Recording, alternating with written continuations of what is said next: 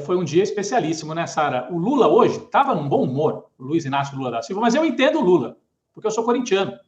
Eu e meu filho, ontem, assistimos o jogo juntos e vimos um jogaço, um golaço do Roger Guedes. E hoje o Lula foi parado pelos jornalistas num dos eventos que ele estava e falou, pessoal, o Manchester City deve estar preocupado com o Corinthians depois do jogo de ontem. Então eu não sei se o Lula está mais contente com o jogo de ontem do Corinthians, 2-0, eliminação do Galo, um golaço do Roger Guedes, e o Corinthians renasce, que estava muito tempo jogando mal e agora conseguiu a classificação na Copa do Brasil, ou se o Lula está mais contente, evidentemente, porque não se cumpriu a previsão catastrófica da imprensa brasileira.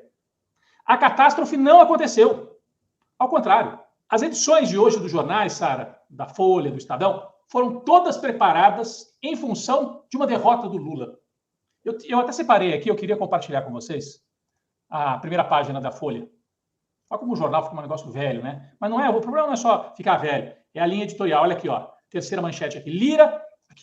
Lira expõe atrito e Lula tenta conter crise por MP da Esplanada. Como eles não sabiam, eles estavam apostando que o Lula ia perder, viu, Sara? E meteram essa manchete aqui antes da votação acontecer. Mostra que a linha editorial era apostar na derrota, no caos, tentar transformar esse embate Lula-Lira num embate Dilma-Cunha.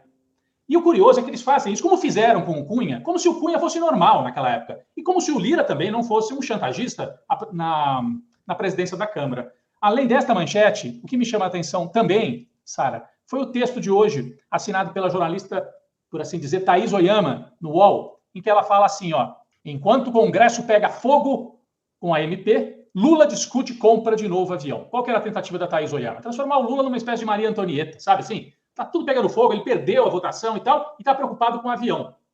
Ele fez uma reunião com a aeronáutica e perguntou se podia reformar o avião presidencial. O texto todo dela é nessa linha. O Lula, que não cuida da base, mas está mais preocupado em viajar e não sei o quê, não sei o quê. Bom, apostaram errado, Sara. Por quê? O Lula ganhou na Câmara.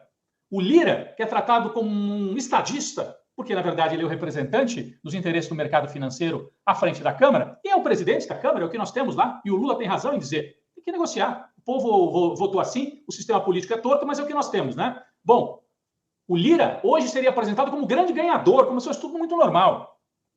Aí, no mesmo dia, o Lula, então, pode comemorar uma vitória importante na Câmara, já foi para o Senado a medida provisória, e agora há pouco foi aprovada já no Senado, portanto, não aconteceu a catástrofe. Além de não acontecer a catástrofe, o Lira, o estadista Lira, que estava tentando repetir o Cunha para cima do Lula, hoje enfrentou a Polícia Federal nos seus calcanhares. A Polícia Federal desmontou um esquema, aparentemente, de fraude no fornecimento de kits de robótica, envolvendo um braço direito do Lira. As fotos do dinheiro são impressionantes.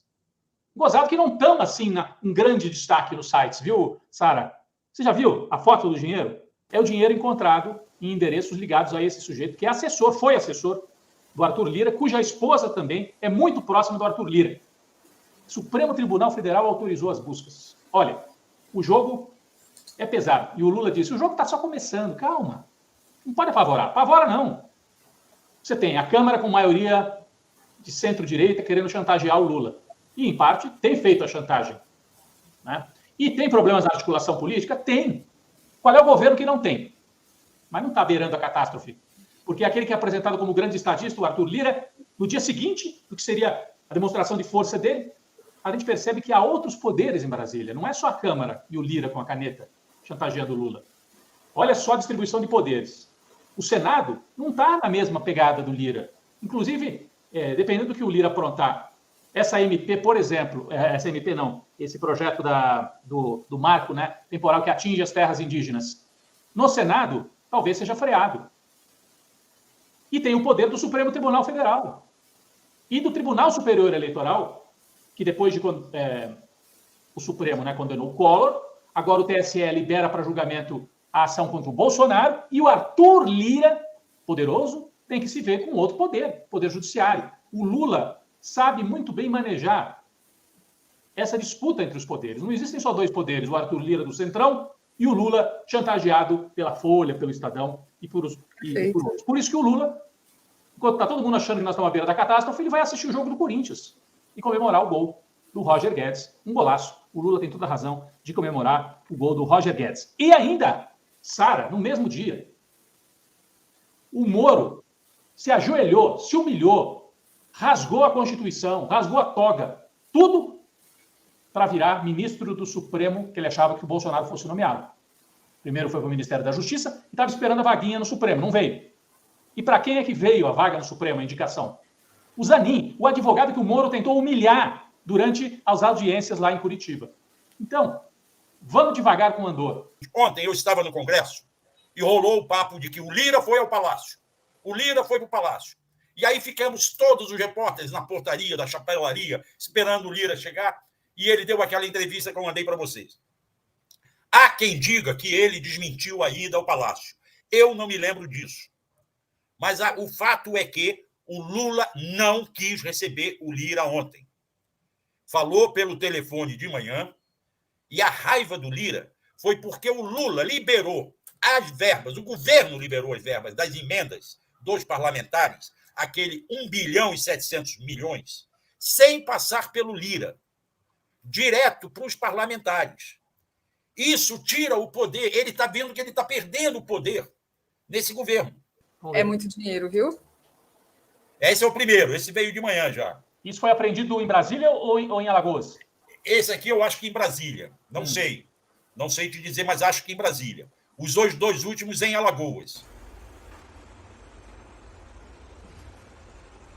O bolsonarismo está realmente no inferno astral, né? O Rogério Marinho perdeu o mandato. Rogério Marinho, que é o senador pelo Rio Grande do Norte. Saiu agora há pouco a informação também. Importante isso, né? Ainda não perdeu, né? Ele teve uma sentença que tira o mandato, mas ele tem direito a um recurso. Então ele ganha tempo ainda. Até o TSE decidir. Mas já há uma decisão do Tribunal Regional tirando o mandato dele. Certo? Ele já está com a corda no pescoço. Na cabeça do Lula, esse tempo todo, o nome sempre foi o do Zanin. Eu acho que a gente perguntava para ele nas entrevistas, ele dizia, não sei, não resolvi ainda, não sei. Ele demorou para divulgar, para oficializar, mas eu tenho para mim que ele sempre pensou no Zanin. E pensou por quê? Não pensou porque era advogado dele, não. Pensou porque ele conviveu de perto com o Zanin e ele viu como o Zanin é um jurista competente e sério, não é? Como o Zanin esteve ali atuando na justiça, no Supremo Tribunal Federal, construiu essa tese jurídica, a questão do lawfare. O Zanin foi muito competente. A coisa anda difícil para o lado deles, né? Porque cada hora aparece uma coisa diferente envolvendo alguém. Ora é o Carluxo, ora é o próprio Bolsonaro, ora são alguns desses parlamentares da base bolsonarista. A gente sabe agora que a Carla Zambelli também está correndo risco, né? A gente viu a cassação do Rogério Marinho, né, por um juiz, mas é preciso ver se essa cassação ela se mantém nas próximas instâncias, já que é decisão ainda de juiz singular, então isso pode depois acabar mudando. Mas realmente o cenário não está muito favorável para eles. Né? E claro, isso não tem uma outra explicação que não seja o que foi plantado pelo bolsonarismo nesses últimos anos todos. Não sei se você joga xadrez, Cláudio, eu não jogo, sei nem o nome das peças, mas assim, o que a gente entende pela matemática do xadrez, né, é que era mais ou menos o que o Arthur Lira achava que estava fazendo, né? Ele estava tentando cercar ali o Lula de alguma forma e aparentemente o enxadrista era o Lula, não ele.